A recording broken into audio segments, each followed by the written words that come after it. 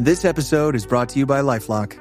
Not everyone is careful with your personal information, which might explain why there's a victim of identity theft every 5 seconds in the U.S. Fortunately, there's LifeLock. LifeLock monitors hundreds of millions of data points a second for threats to your identity. If your identity is stolen, a U.S.-based restoration specialist will fix it, guaranteed, or your money back. Save up to 40% your first year by visiting LifeLock.com/podcast. Terms apply.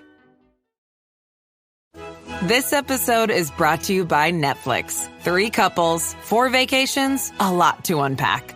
Watch The 4 Seasons, a new series starring comedy favorites Tina Fey, Steve Carell, Will Forte, Coleman Domingo, and more in a hilarious and heartfelt love letter to long-term relationships. Based on the original Alan Alda film. Watch The 4 Seasons, May 1st, only on Netflix.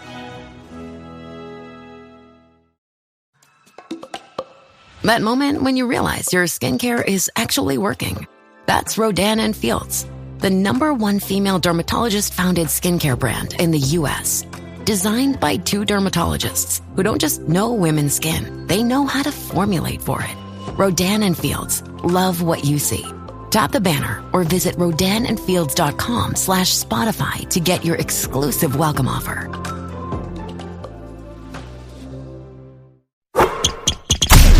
From the Fifth Quarter Studio in Madison, Wisconsin, you're listening to the Basketball Leadership Podcast. Here are your hosts, Steve Collins and Greg Berg.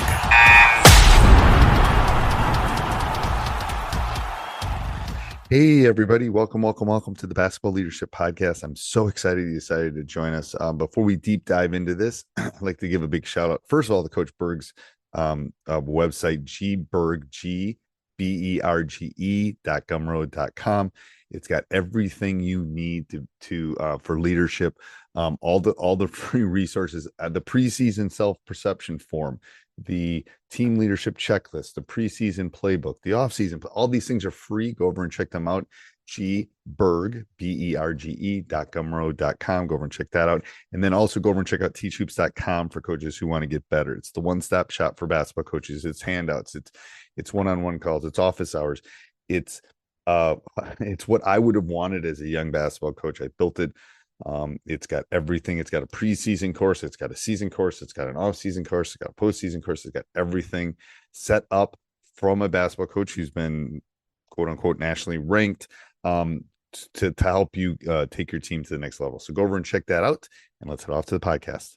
All right, welcome to the Basketball Leadership Podcast. November. Today we are going to talk about the team leader checklist, Coach, and I am super excited about this. So I'm going to let you dive right into it because I got lots of questions. Yeah. So again, we've talked about the importance of leadership. We've selected our leaders, captains, whatever you want to call them.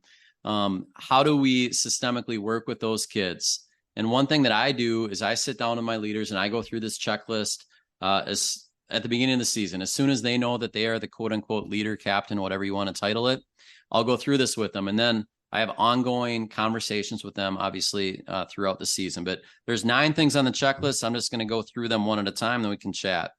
Number 1 is I expect them, and my checklist for them is they need to lead by example. The first step to leading other people is taking care of yourself, and leading by example is incredibly important. That's at practice, that's in the locker room, outside of school, so forth.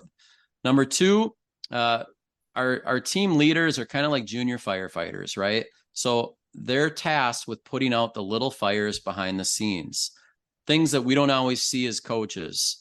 I'll talk through some maybe examples of them. If they hear a player maybe talking negative in the locker room or complaining about this or complaining about their role, their first step is to try to put out that fire right away. And I have these ongoing conversations because if they're trying to put out a fire and they need help with that, talk to me, because I want to guide them through it. I don't want to be the one that has to police all that, but if they can't put it out, they got to let me know, because if that turns into an inferno or something bigger, we're going to have to deal with it. And I want to deal with it before it gets to that point.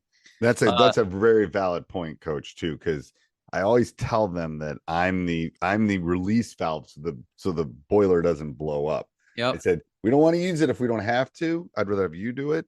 And sometimes they have to come to me. It's like, there's got to be a progression, but they have to know. We have to have these conversations with them, and give them some examples so they know. And I've had that with like parties and stuff. Like they come and they say, "Hey, coach, there's this."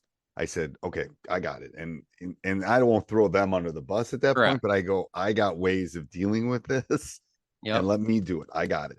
Yep. So yeah, there's some things that are outside of their, ability. Yes. The third one is they have to take ownership, and they have to, as a leader, they have to take responsibility for their own mistakes. They have to take responsibility for their own choices. They have to model ownership, and they have to model that, accountability piece, which is so important. Number 4, they have to be a thermostat.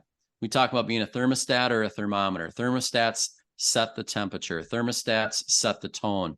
A thermometer is reactive. It's measuring after the fact. And so as a team leader, you're setting the tone for our team every day with your attitude, with your work ethic at practice, with how you treat other people.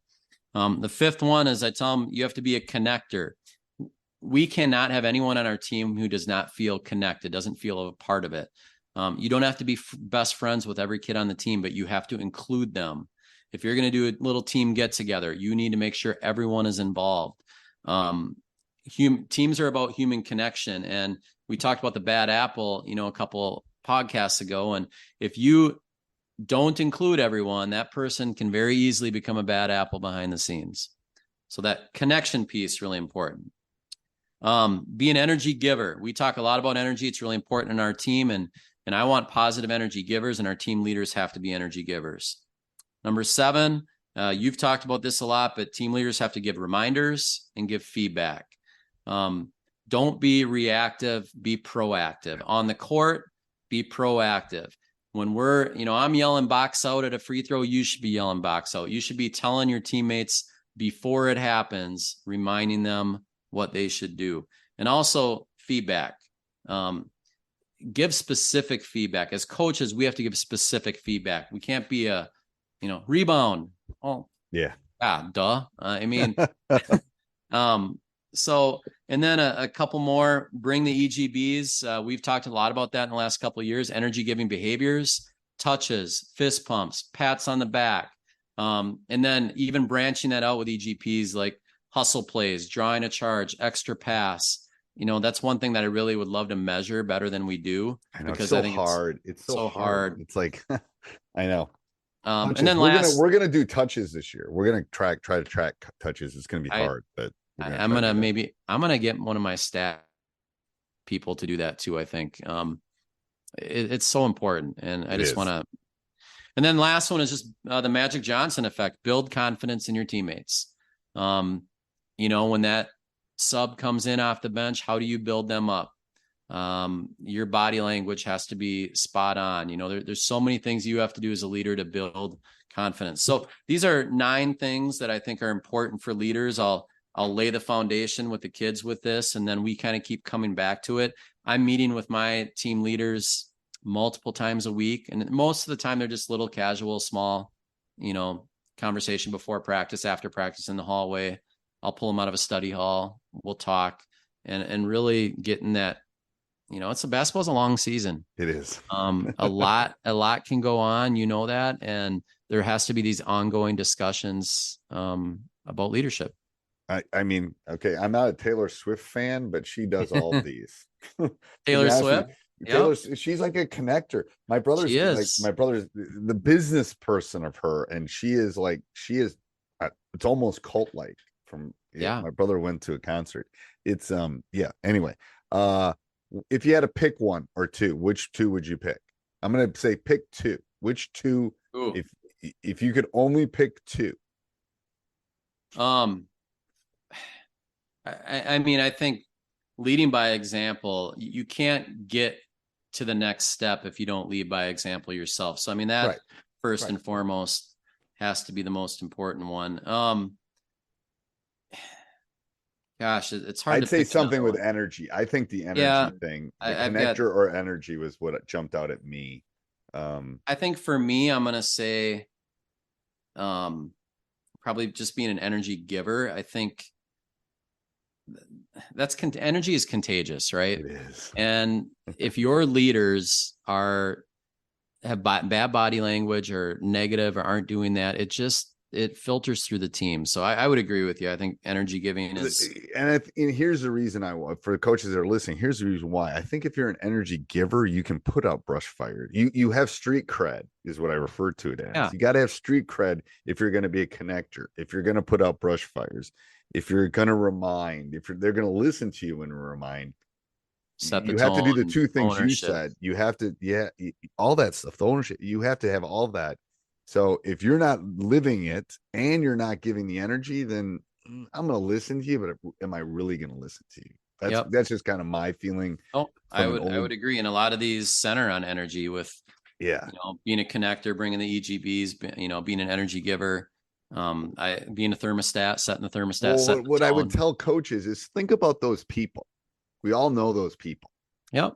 And my brother's one of those people. It's like one of those people is just like, they're just there. Like they're always leading. And you trust them. So you're going to go to them and when they say something, you're going to listen. Yep. They pull you in. They pull you in. It's just like, it's like Star Trek or whatever. It's like that beam that pulls it into the Scotty. Yeah. Scotty, beam me up kind of thing. Yeah. But it's like, it's true though. It's like, and we've all met those people that are just like, you just wanted like, oh my gosh. It's like, and that's why I was teasing about Taylor Swift, but there's an energy there. Like there's something there that she's just, absolutely. And she's a good role. She's living you don't see her in the tabloids.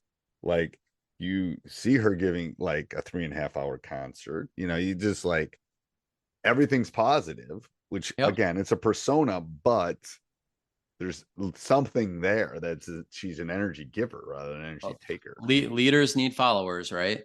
Right. And she has a lot of followers. Yes. So something she's doing is, and these 9 things, I go through them with team leaders, but we'll talk about them with our whole team too, because there's a lot of collective leadership. We've talked about that. There are other kids on the team that are leaders and lead in different ways, and they might be energy givers. They're bringing that every day to practice. They might lead your team in EGBs. Collective leadership is so important. And I think the problem of labeling just one kid a captain or two and not talking about collective leadership is you pass the buck and you basically tell your team that they don't have a role in leadership, which is so false. And, if you want to have a great team, you need a collective leadership response. I think it was Nick Saban that made a comment. He had a great video on leadership and he talked about,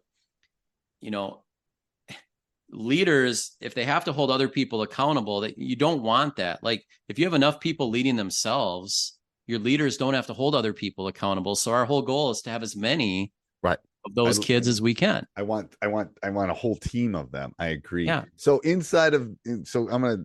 gonna talk about your course. So inside of that, how do you talk about the checklist inside of the iOS thing?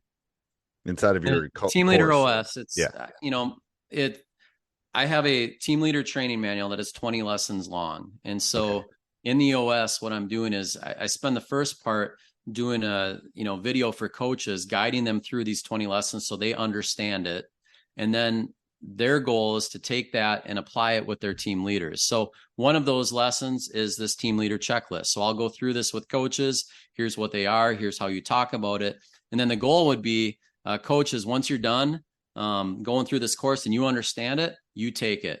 And if you want the kids to hear my voice, I'll spend 4 minutes talking about the team leader checklist where it's me talking to kids, but I've made this flexible. If you're comfortable talking about it and you want to do it with your kids, go for it. It's probably better if the coach can. Totally. But sometimes we want kids to hear a different voice too. So that's true. It's there's a balance. 6 of one, half a dozen of the other. You're right. Sometimes it just really depends. I agree. But I'll put his your course down in the show notes for everybody, Coach, and we'll talk next week. All right. Sounds good. Thanks. All right. Yep.